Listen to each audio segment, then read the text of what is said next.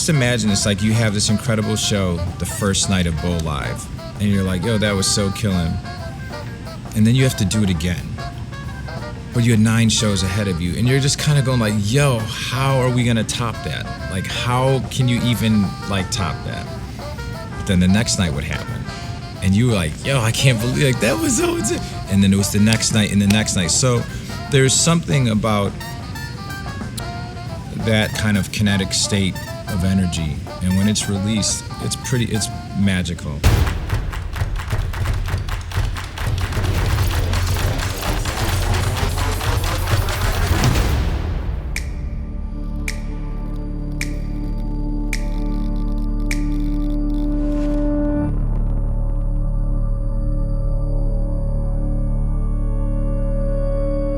I can write a book just on the experiences that happened during Bowlive. My memories are so, like, I have so many memories.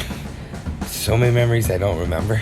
It all happens so fast. It would be amazing if someone actually cataloged like the entirety of all the musicians that were on. The sit-ins, the unexpected sit-ins, those great surprises. The Burbridge Brothers, Robert Randolph, John Schofield, Susan Tedeschi, the entire Lettuce Crew, the London Souls, Jennifer Hartswick, George Porter, James Hurt, Derek Trucks. I mean, Warren Haynes was here, Chris Laughlin. Oh my goodness. Skerrick, Lettucey, Chris Robinson, Joe Russo, Ingmar Thomas, Marco Benevento. Wow, this is tough. Is this a test?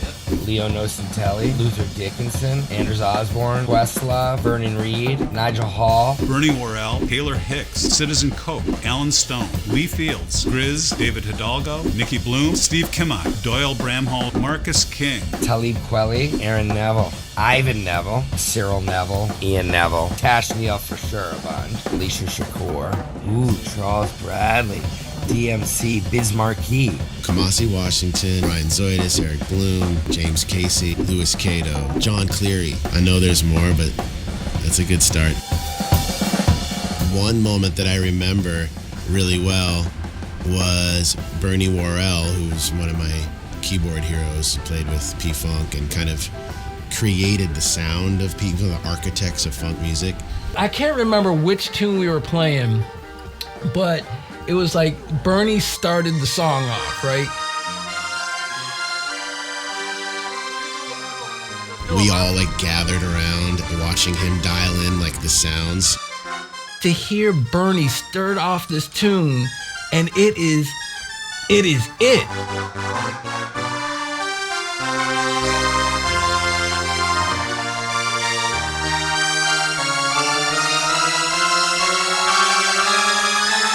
It's the cat who like recorded it, who wrote that. The sounds were like, it was literally sounded like the record.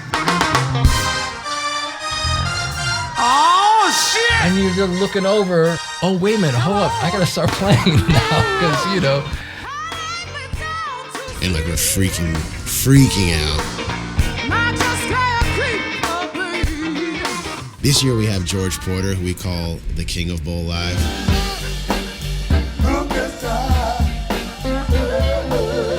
You know, in terms of like soul music and funk, there's James Brown, and then you have the Meters. These people change the way people play like instruments. So to be able to be on stage with George Porter Jr.,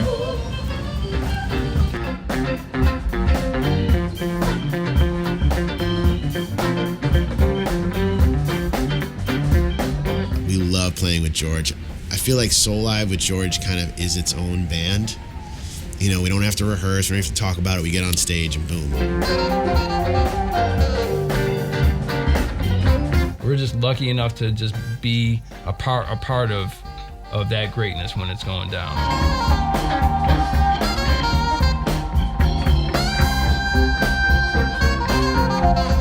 Well, Bowlive was really unique in that in the same night you could hear DMC, Talib Kweli, but also hear John Schofield, and you're getting the same crowd going wild for both people.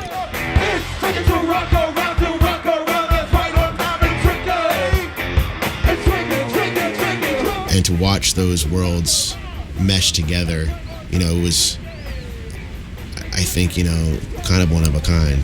That's the beautiful thing about Bowlive. Color, skin, genre, wherever you come, all that doesn't matter when you're just witnessing greatness on stage.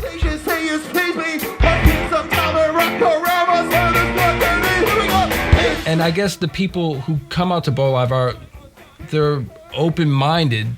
They're just music lovers.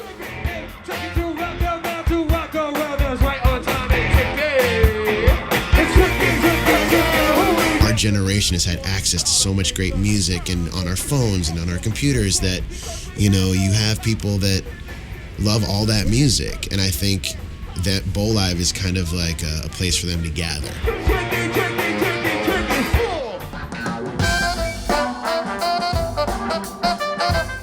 What we learned from the first Bowlive is that we over-prepared. And that like we wanted to get everything right so badly that we just over-rehearsed and we just wore ourselves out. And I feel like we didn't leave enough room for things to just happen. In a lot of music, you go, it's great. You go to the Garden, go see Justin Timberlake, or go see, but it's the same set though. Wherever he travels, he plays 1 or 2 nights, same show. It's dancers, it's pyro, it's choreographed, it's awesome. But what we do is about being different every night, and about artists figuring it out and exploring. And sometimes it doesn't really work, but when it does work, that's what the audience is there for, that magic moment.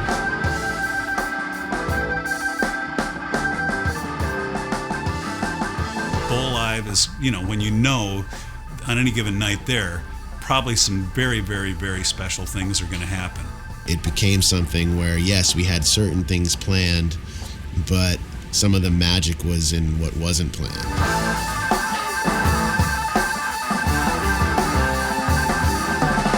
It's about creating a unique experience. You don't come to Brooklyn Bowl and play the same like pop set. You know, a lot of pop artists go out and they play the same set every night. That doesn't happen at Brooklyn Bowl. At Brooklyn Bowl, you're bringing something unique to that night.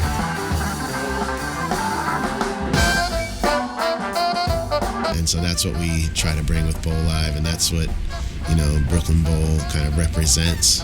To all the fans of Soul Live and Bowlive, we couldn't do it and we wouldn't do it without you. Thank you, everyone. I mean, really, from the bottom of my heart, that's come out for all these years to support us. Without you, you know, we'd be playing to a wonderful, empty venue. I want to thank the fans for supporting Soul Live for 20 years, supporting the Brooklyn Bowl for 10 years. I really appreciate it, and I love y'all. Bowlive is no joke for us. It is hard work. It wears us out, and we do it gladly every year for you. And your energy keeps us motivated, keeps us wanting to do it year after year. And we're gonna keep doing it until, I don't know, until we can't.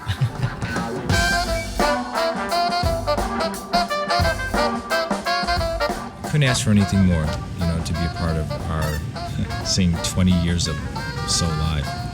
One night, OTL was here, and this is very much a moment on stage because I was on stage and he wasn't. And then he came up to me and he was just like, I was in the back of the bowl. He's like, and I was just crying, you know, just crying watching us play it. And it's very special. It's very special that you're able to bring that out and share that with people. Brooklyn Bowl, it really is a feedback loop. There's no start or end, it just keeps going. And it is the fans, the venue, the staff, us, the bands, the fans, the venue, the staff, maybe some food, fried chicken. It becomes like a feedback loop because they're feeling it, the audience feels them feeling it, then the audience is all in with giving it back, and then the artist feels that, and the audience, they go back into it. And that's what's cool.